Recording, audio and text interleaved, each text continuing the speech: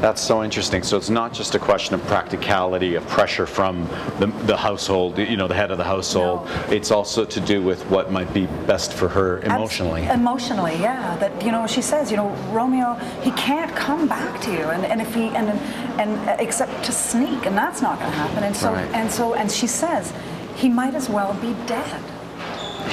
But at that moment, Juliet, as soon as you know, dismisses you, and dismisses you forever, because she then kind of sees through your limitations, right? Yeah. And it's the end. Do you think that, does the nurse feel that, or does the nurse hopes it's all okay? I think she just has to hope that it's all going to be all right, you know. And I think that she believes that if she, having gotten through that moment, that she'll just love Juliet even more, and love her and love her and love her, and get her through this, and love her and love her and love her, and get her through it. Because, and I think that's the right instinct, you know. I mean, if your children are disabled by something, or either emotionally or mentally or whatever, that, you know, the best advice, I think, is to just love them more, right? You know, so they don't feel that because that's all you've got to give. There comes a point where that is all you have to give, I think, to a teenager, you know, just love and respect and love and respect.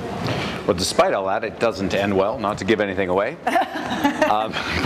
It's given away the first line. Yes, right at the beginning of the show. But then, of course, you bought your ticket, you see. Yeah, I know, we might as well see. That's right. We have a question here from the audience, and it's, what was it like working with Des McAnuff, who was the director of Romeo and Juliet? Yeah, it's very exciting. I mean, he came in like, you know, both guns blazing. He was so excited about being here because he had been here many years ago, and it was thrilling. And his take on the Romeo and Juliet, I found, was very sort of like a bit like being in the movie or something for a while, right, yes. You know, like, and it's got music and it's really snazzy and snappy and but also what was so great was that he was really true to those kids, you know. And again, I guess maybe I was playing the nurse as Lucy as well, like, as long as you look after the kids, with meaning, and I mean Romeo and Juliet the most. And he was really so good and so supportive and so nurturing to bring them through really quite an extraordinarily difficult play. Now, you know, he did a movie treatment of this play. Yes, I know, yeah. Yeah, which I read early on. Oh, did you? And yeah, and I was so impressed with his understanding of the play, which came through, because he, in showing us in the jump cuts about what's happening in other parts of town, as the main action's happening, I thought, my God, this guy's really thought through, moment for moment, what's happening in each one of these houses, what the implications are for all of the characters. I mean, one of the most important things I think about that, and he was very adamant about seeing that through, is the timeline. I mean, that, you know, from the beginning, it's something like only 3 or 4 days. Yes, that's right. That's right. 5 days at the most. You know, like to the end. I mean, and no one sleeps. No one sleeps. You know, no one's eating. Everything. So you can imagine a kind of delirium, like, mounting, and the pressure building. If you know, when tragedy after tragedy starts, then you don't get a release from it. And one thing inevitably leads to another, and the toxicity of the situation grows. Yeah. Let's talk a little bit about Grumio before we leave. Okay. Or Gruvio, as I like to call it. Gruvio? No, all right. So here's the servant to Petruchio, normally a male. Yeah. Now, you sat down with Peter Hinton, the director, and by the time you got up, it was a female Grumio. How did that come about? We did talk about the possibility of playing it as a man, because, and that was sort of a reference to having done Redhead for a couple of years, where I had been enjoying doing that and sort of disappearing into very convincing, very convincing. Yeah, it's bizarre. It's a bit strange, actually. But anyway, so we talked about that. But Peter also referenced a production, an all-female production of Taming the Shrew that he directed many years ago, and he said one of the single most interesting things that came out of that production was the idea of Grumio being a woman to Petruchio, and it just adds something into the mix, I think. You know, and I was worried that it would take away from the Kate, and I've played Kate, and I was concerned that it might in some way diminish Kate's battle and her story, and I've had absolutely no indication that it does, and I don't feel that it does either, and Peter felt very strongly that it wouldn't. No, in fact, it actually it actually enhances it. Yes, in the household, that moment where, you know, that Kate is going through all this, and there's another female there looking at her and kind of saying, it doesn't quite have to be this way. Without saying that, you get that sense that it also raises the stakes right off the top in terms of Petruchio's voyage, right? I think so. I think so. I mean, I know Evan plays Petruchio. I know he gets asked this question all the time, and it's probably different from his perspective than it is from mine.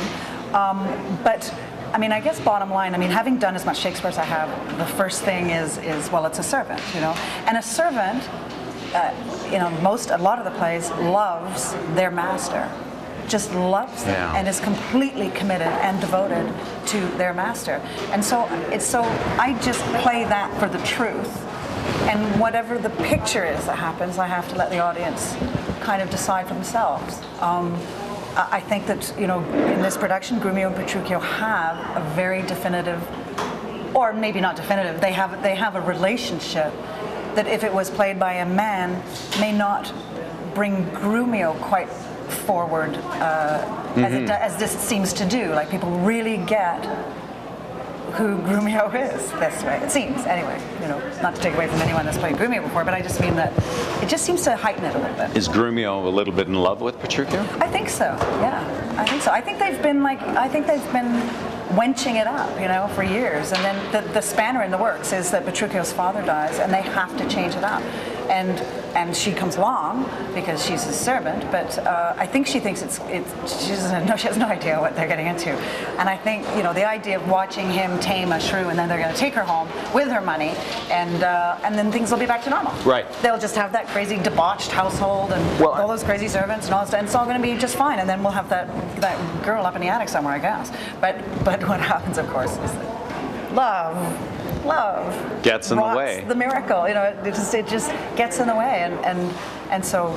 But I think even if it was being played by a man, the same effect, you know, that household will never be the same, because now there's love, true, wonderful, fantastic love in the household, and the power has shifted. And watching the development of that love between Kate and Petruchio is quite interesting. Here's a director who hasn't shied away from both showing the stakes at the beginning and how difficult male-female relationships are at the beginning, but then also, you know, there's nothing cynical about it. I mean, they just actually, over the course of time, fall in love. Yeah, I mean, that's what's so brilliant about the Shakespeare, right? I mean, it's like, they're real, it's real stuff, you know? I mean, it's like Beatrice and Benedict, right? I mean, they are hurt people. They are people with a pain or a hurt that is preventing them from fulfilling themselves. And love allows them to do that. But according to Shakespeare, there has to be a journey, there has to be growth, and there has to be an understanding that you are willing to do that with the other person, I think. It's amazing how he, like the beautiful example you gave of the nurse talking about losing Susan and losing her husband, how in just that little bit of information, we suddenly understand why this woman has become so devoted to Juliet and the closeness. And how real that is. I mean, there's so many of those clues that he gives. It's just so human, you know. I mean, what I can't believe in Romeo and Juliet, to get back to that one, having two teenage, well, a 12-year-old, hi Ben, and a 17-year-old, hi Harry. What I can't believe is that Shakespeare puts that language into those kids' mouths. Like, how he would have known. I know that could come out of one of my children's mouths, like that passion and the moods and the swings and the hormones and the belief that every moment is so vital, and the, you know, the highs and the lows of that. I mean, it's pretty intense. As the father of a 12 and 14-year-old, I'm there. It's, you know, and when my children saw these productions, they, you know, they're all in a funny way, Romeo and Juliet and Hamlet, and they're all about young people, you know, and I don't know, in the case of Hamlet, there was something about a dysfunctional family that my kids just got right away. In any case, all right. Well, Lucy, thank you for being with us today. Thank you. This is great.